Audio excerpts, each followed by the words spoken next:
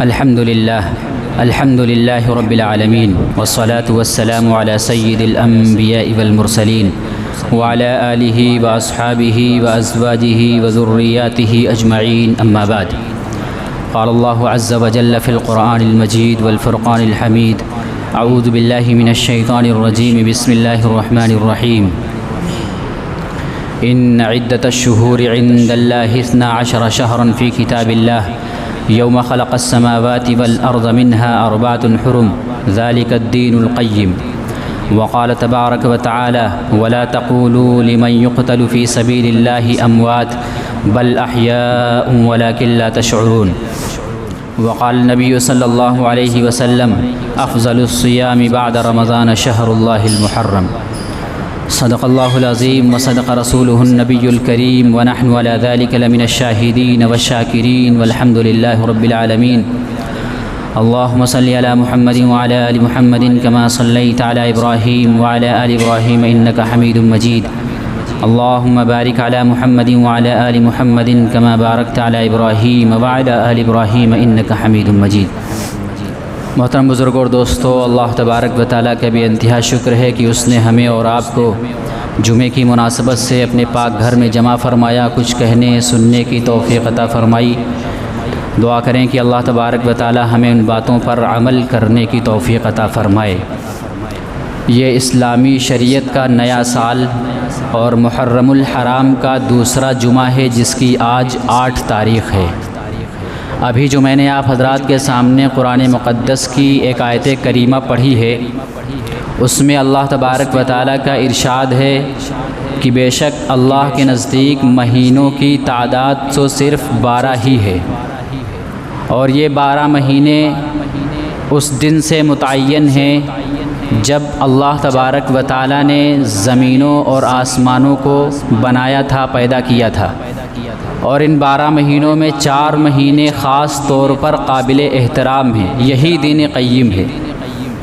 اس آیت کریمہ میں اللہ تبارک و تعالیٰ نے 4 مہینوں کو قابل احترام بتلایا ہے. وہ 4 مہینے کون سے ہیں؟ تو نبی پاک صلی اللہ علیہ وسلم نے حجۃ الوداع کے موقع پر ایک فصیح و بلیغ خطبہ ارشاد فرمایا. اس خطبے میں آپ صلی اللہ علیہ وسلم نے اس آیت مبارکہ کی تشریح بیان فرماتے ہوئے ارشاد فرمایا کہ السنۃ 12 شہرا منها 4 حرم 3 متوالیات ذو القعدہ وذو الحجہ والمحرم ورجب مضر، کہ سال میں 12 مہینے ہوتے ہیں. ان میں 4 مہینے قابل احترام ہیں، 3 مہینے تو مسلسل ہیں، لگاتار ہیں، ذی القعدہ، ذی الحجہ، محرم، اور چوتھا رجب ہے. یہ محرم الحرام کا مہینہ چل رہا ہے، یعنی حرمت والا اور عظمت والا. اسی مہینے سے اسلام کا نیا سال شروع ہوتا ہے. اللہ تبارک و تعالیٰ نے ہمیں ایسا مکمل دین اور مذہب اور اسلام عطا فرمایا ہے جس میں سب کچھ ہے. کسی اور مذہب، کسی اور دین کی طرف جانے کی ضرورت نہیں ہے. اللہ تبارک و تعالیٰ نے ہمیں اسلامی کیلنڈر بھی عطا فرمایا اور تاریخ بھی عطا فرمائی. ہمارا سال جنوری سے شروع نہیں ہوتا بلکہ محرم الحرام سے شروع ہوتا ہے، اور عیسائیوں کا سال جنوری سے شروع ہوتا ہے. ان کے مہینوں کے نام بھی الگ ہیں، ہمارے مہینوں کے نام الگ ہیں. ان کے دنوں کی تعداد میں اور ہمارے دنوں کی تعداد میں کچھ فرق ہے. اسلامی سال اور انگریزی سال میں تھوڑا سا فرق یہ ہے کہ اس میں 10 یا 11 دن کا فرق ہوتا ہے. اسلامی سال 10 دن پہلے پورا ہو جاتا ہے اور انگریزی سال میں 10 دن زیادہ ہوتے ہیں. تو ہمارا سال الگ ہے، ان کا سال الگ ہے. ہمارے مہینوں کے نام الگ ہیں، ان کے مہینوں کے نام الگ ہیں. ہمارا سال محرم سے شروع ہوتا ہے اور ان کا سال جنوری سے شروع ہوتا ہے. تو اللہ تبارک و تعالیٰ نے ہمیں ہر شعبے میں، ہر چیز میں ممتاز رکھا ہے، اور ہمیں ہر چیز عطا فرمائی ہے کہ تمہیں کسی دوسرے دین کو، کسی دوسرے مذہب میں جانے کی ضرورت نہیں. یہ تو افسوس ہے کہ ہم نے اسلامی روایات کو بھلا دیا ہے. اسلامی روایات کو ہم نے پسے پشت ڈال دیا ہے، بھلا دیا ہے. آج ہم کسی سے معلوم کریں کہ کون سا مہینہ چل رہا ہے، کون سی تاریخ چل رہی ہے، تو وہ یہ تو بتا دے گا کہ جنوری کا مہینہ ہے، فروری کا مہینہ ہے، مارچ کا مہینہ ہے، یہ مہینہ ہے، وہ مہینہ ہے اور یہ تاریخ ہے۔ لیکن اگر اسی سے یہ پوچھا جائے کہ چاند کے حساب سے کون سا مہینہ چل رہا ہے، کون سی تاریخ ہے، تو شاید وہ نہ بتا پائے۔ تو ہم نے اسلامی روایات کو بھلا دیا ہے۔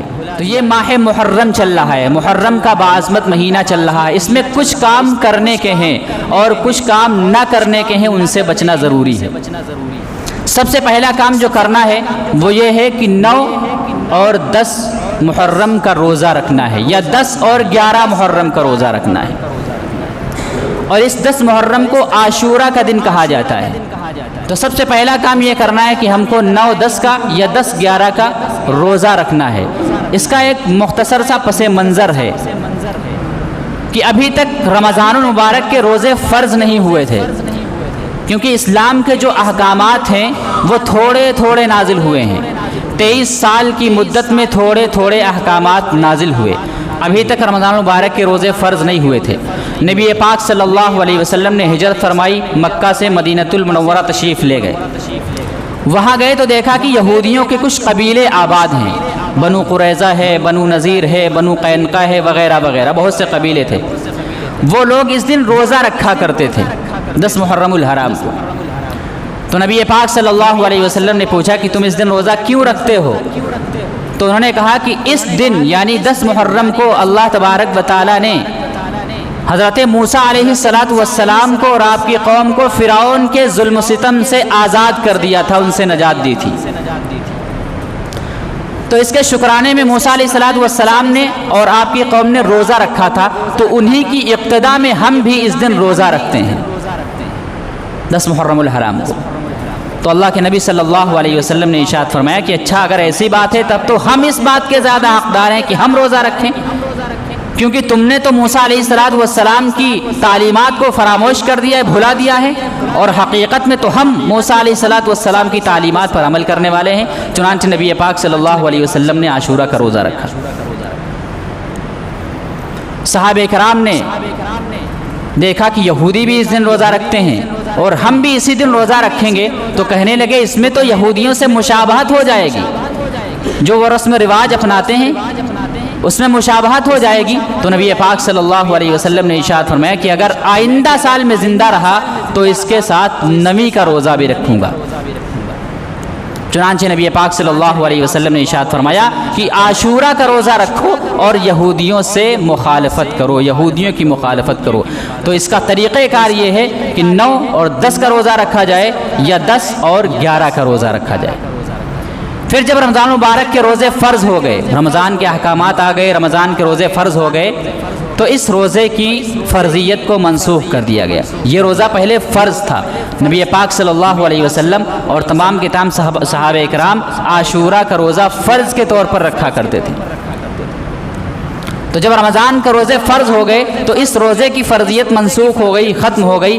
اب یہ روزہ صرف نفلی اور مستحب ہے، یعنی اگر کوئی رکھے گا تو ثواب ملے گا اور اگر کوئی نہیں رکھے گا تو کوئی مواخذہ اور کوئی پکڑ نہیں ہے، لیکن رکھ لینا باعث اجر و ثواب ہے۔ اس روزے کے متعلق نبی پاک صلی اللہ علیہ وسلم نے ارشاد فرمایا کہ جو شخص عاشورہ کا روزہ رکھے گا تو اللہ تبارک و تعالیٰ اس کے 1 سال پچھلے گناہ معاف فرما دیں گے۔ تو کتنی بڑی سعادت کی بات ہے کہ جو شخص عاشورہ کا روزہ رکھے گا تو اس کے 1 سال پچھلے صغیرہ گناہ معاف کر دیے جائیں گے۔ تو یہ تو پہلا کام تھا کہ ہم 9 اور 10 یا 10 اور 11 کا روزہ رکھیں۔ دوسرا کام، نبی پاک صلی اللہ علیہ وسلم نے عاشورہ کے متعلق ارشاد فرمایا کہ عاشورہ کے دن اپنے اہل و عیال پر خرچ کرنے میں وسعت کرو۔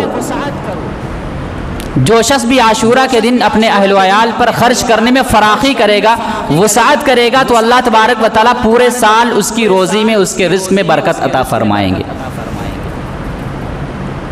تو جو بھی مالی حیثیت رکھتے ہیں تو وہ اپنے اہل و عیال پر عام دنوں کے مقابلے میں کچھ زیادہ خرچ کریں۔ اب اس کا مطلب یہ ہرگز نہیں ہے کہ کسی خاص قسم کا کھانا وغیرہ بنایا جائے، اہتمام کیا جائے، یہ ہرگز مطلب نہیں ہے، بلکہ عام دنوں کے مقابلے میں کچھ گھر میں اپنے اہل و عیال پر زیادہ خرچ کیا جائے، کچھ اچھی چیز بنا لی جائے۔ کوئی خاص چیز نہ بنائی جائے، کسی خاص چیز کا اہتمام نہ کیا جائے۔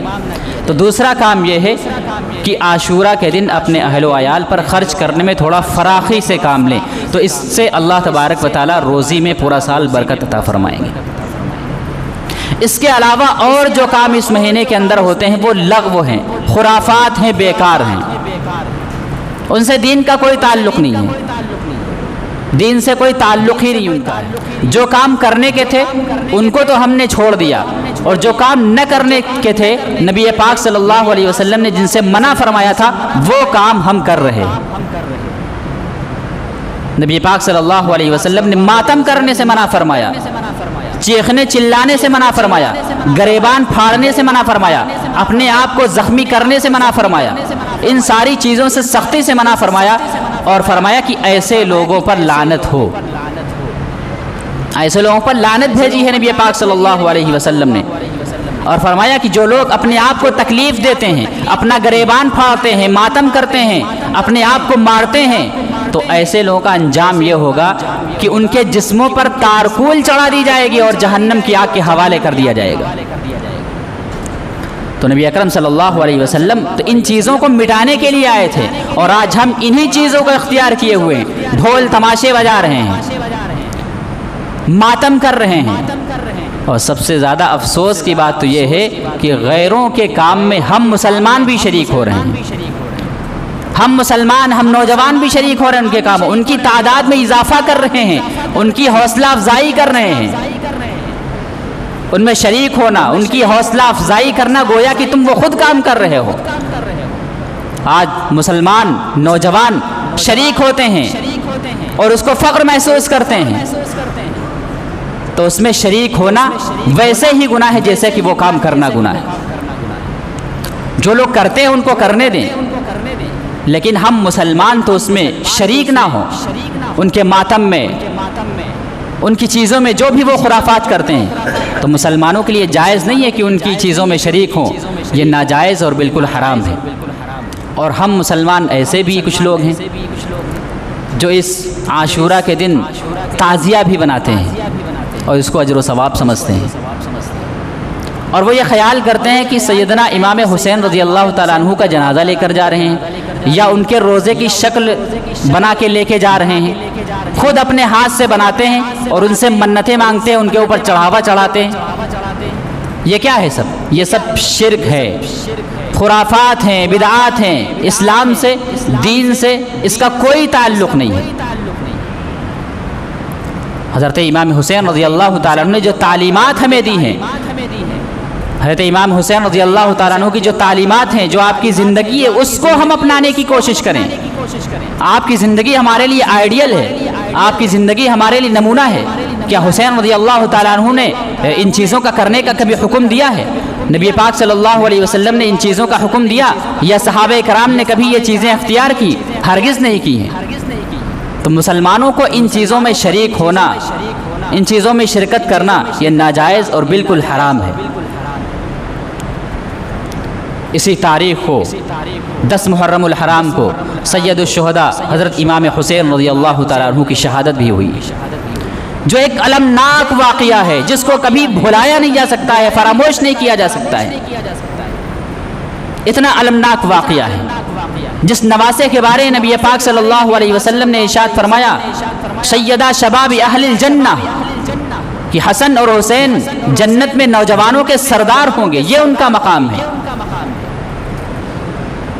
جس نواسے کے بارے میں نبی پاک صلی اللہ علیہ وسلم نے ارشاد فرمایا اور اللہ تبارک و تعالیٰ سے دعا کی کہ اللہ میں حسن حسین سے محبت کرتا ہوں، جو بھی ان سے محبت کرے تو بھی ان سے محبت کر۔ نبی پاک صلی اللہ علیہ وسلم جب نماز پڑھتے اور آپ سجدے میں ہوتے تو حضرت حسن حضرت حسین رضی اللہ عنہما پیٹھ پر چڑھ جاتے، تو نبی پاک صلی اللہ علیہ وسلم اس وقت تک سجدے سے سر نہیں اٹھاتے تھے جب تک کہ وہ خود بخود نیچے نہ اتر آتے، کہیں ہمارے ان نواسوں کو تکلیف نہ ہو۔ تو یہ مقام ہے، یہ ان کا مرتبہ ہے، اور آج ہم ان کے نام پر نہ جانے کیا کیا خرافات کرتے ہیں، نہ جانے کن کن باتوں پر ہم چل رہے ہیں، ان کو اپنا رہے ہیں۔ اگر اپنانا ہے تو حضرت حسین رضی اللہ تعالیٰ عنہ کی تعلیمات کو اپناؤ، کہ نماز نہیں چھوٹی، شہادت کو اختیار کر لیا، شہید ہو گئے۔ آج ہم کن خرافاتوں میں بہہ گئے ہیں؟ تو حضرت حسین رضی اللہ تعالیٰ عنہ کی تعلیمات کو اپنانا چاہیے۔ حسین رضی اللہ تعالیٰ عنہ ہمارے لیے آئیڈیل ہیں، ہمارے لیے نمونہ ہیں۔ ان کی زندگی کو ہم پڑھیں، ان کی زندگی کو ہم دیکھیں اور اپنانے کی کوشش کریں۔ اور بعض نادان جو بے علم ہے وہ اس مہینے کو منحوس سمجھتے ہیں، اس مہینے کو غم کا مہینہ سمجھتے ہیں، جو علم نہیں رکھتے ہیں، اور اس مہینے کے اندر شادی بیاہ کرنا بھی عیب کی بات سمجھتے ہیں، اور سمجھتے ہیں کہ شادی بیاہ اس مہینے کے اندر کرنا حرام ہے اور ناجائز ہے۔ کوئی خوشی کی تقریب کرنا ناجائز اور حرام ہے، حالانکہ ایسا نہیں ہے۔